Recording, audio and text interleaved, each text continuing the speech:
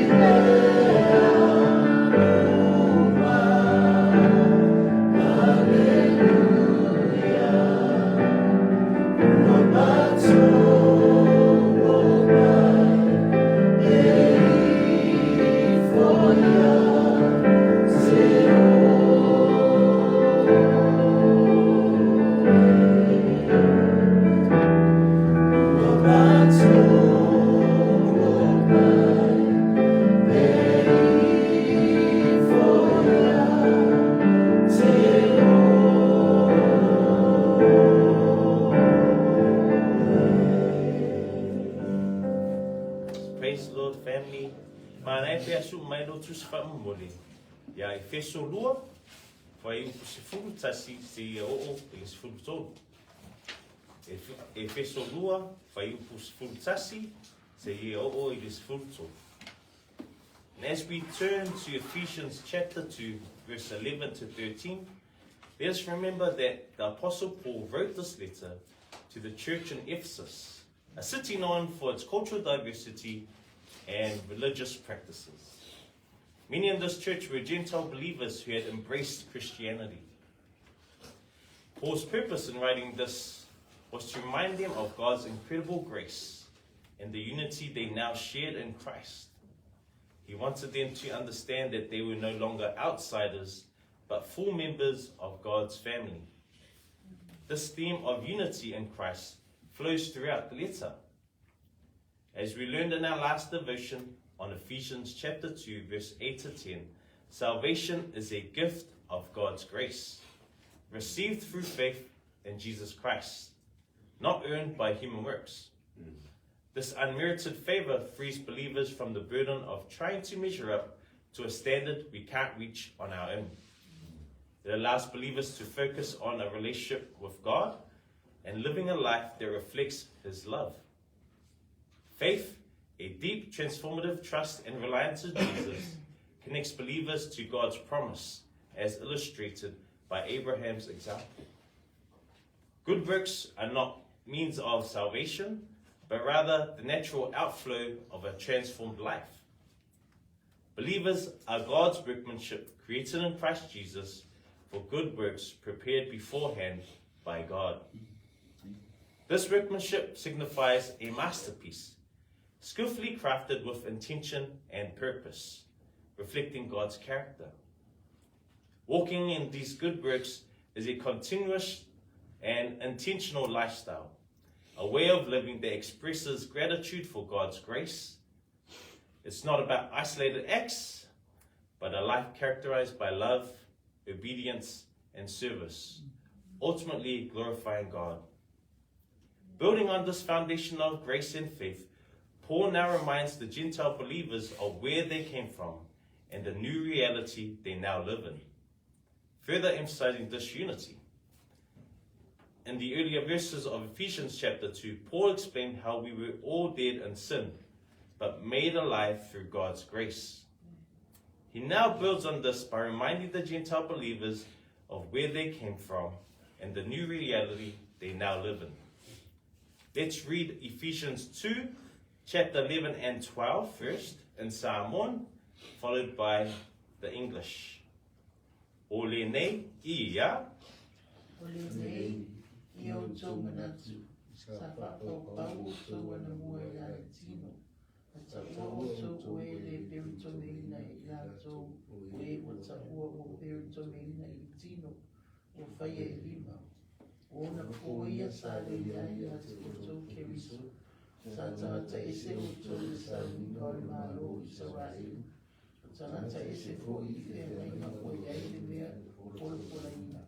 Sa le ia e so o tau whaamunu moe, sa unua fo i mare atua i le lalolanga. A o na pole. Therefore remember that you, ia.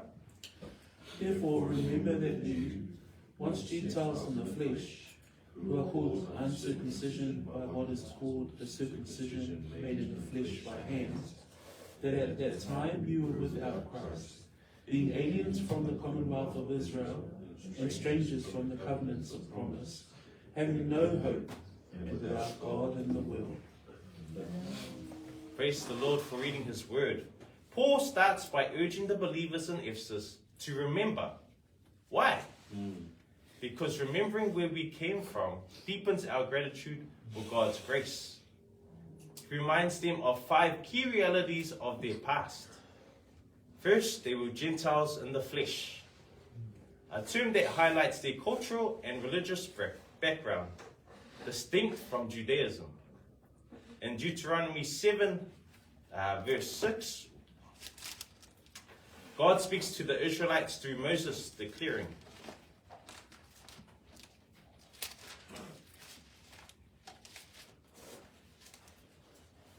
"For you are a people holy to the Lord your God. The Lord your God has chosen you to be a people for His treasured possession out of all the peoples who are on the face of the earth." God chose Israel as His special people, His chosen people, set apart from other nations. Gentiles by birth were outside this chosen lineage. Secondly, they were called the uncircumcision. This phrase wasn't merely about the physical act of circumcision. It was a term of contempt used by Jews to signify that Gentiles were spiritually unclean and outside God's covenant people. Circumcision was a sign of the Abrahamic covenant, found in Genesis 12, Genesis 15, and Genesis 17. This unconditional covenant promised that Abraham's descendants, Israel, would inherit the promised land, be a great nation, and bring blessings to all nations. Thirdly, they were without Christ, meaning they had no hope of a Messiah. The Jews had the promise of the Messiah throughout their history, as seen in Isaiah chapter 9, verse 6 to 7, where God offers hope through the prophet Isaiah. Gentiles, however, had no knowledge of this coming Savior and were spiritually distant, without the hope of salvation. Fourth, they were aliens from the commonwealth of Israel. Gentiles were not part of the nation of Israel, which, as we know, was God's chosen people, and the kingdom through which God revealed his law and his promises. So they were excluded from the privileges and blessings of being God's people, including protection, provision, and covenantal promises. Finally, they were strangers from the covenants of promise. The covenants were the means through which God revealed his plan of redemption and blessing, and the Gentiles were strangers to these covenants. These covenants, central to Israel's relationship with God, included the Abrahamic covenant, the Mosaic covenant, the land covenant, the Davidic covenant, and the new covenant. In the Abrahamic covenant, God unconditionally promised Abraham land, descendants, and blessings to all nations through his offspring. This everlasting covenant formed the basis of Israel's identity. The Mosaic covenant, detailed from Exodus 20 to Deuteronomy 28, was a conditional covenant made with Israel through Moses, containing 613 commandments. Obedience brought blessings, while disobedience brought curses. The land covenant, found in Deuteronomy 29 and 30, reaffirmed Israel's right to the promised land despite their disobedience, promising restoration after dispersion, a change of heart, and blessings in the land. The Davidic covenant in 2 Samuel chapter 7, verse 12 to 16, was an unconditional covenant with David, promising an eternal dynasty culminating in the Messiah. The new covenant, found in Jeremiah 31, verse 31 to 34, and fulfilled in the New Testament, promised a new relationship with God, including forgiveness and an internalized law. While initially made with Israel, it extends to all believers through Jesus. As strangers to these covenants, Gentiles had no access to the promises, hope, or future these covenants offered. What was the result of these five realities of their past? Well, Paul writes that they had no hope and without God in the world. This was the stark reality of life without Christ. No hope, no purpose, no future. This isn't just their story, it was ours too.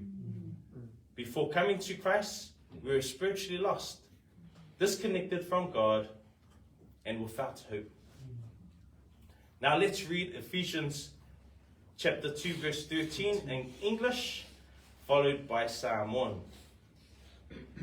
But now in Christ, But now in Christ Jesus, you who once were far off have been brought near by the blood of Christ. A o ona po nei ia. A ona po nei, ona o Keriso Yesu, o tō sa wawa mawa na mua, o whaaratara taina mai ai tō Keriso Yesu. The tone shifts dramatically with the words, but now. Two words that change everything. Paul contrasts the past separation with the present reality in Christ. In Christ Jesus is key. It's not through their own efforts or adherence to any law, but in Christ that their status changes. Their identity, salvation, and unity come through a relationship with Jesus, as highlighted in 2 Corinthians chapter 5, verse 17.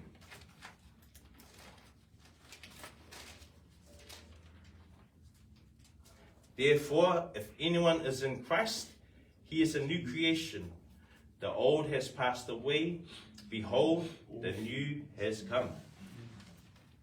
This new identity unites Jews and Gentiles as one in Christ. As Galatians 3, verse 28 says,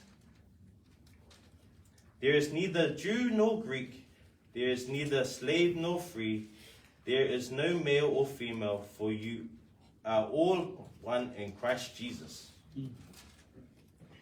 Paul again emphasizes the distance that existed between Gentiles and God, while also signifying reconciliation and restored relationship with God by writing, you who once were far off have been brought near by the blood of Christ. Through Christ, this distance is bridged and they are brought near. No longer are they outsiders, they are now a part of God's family.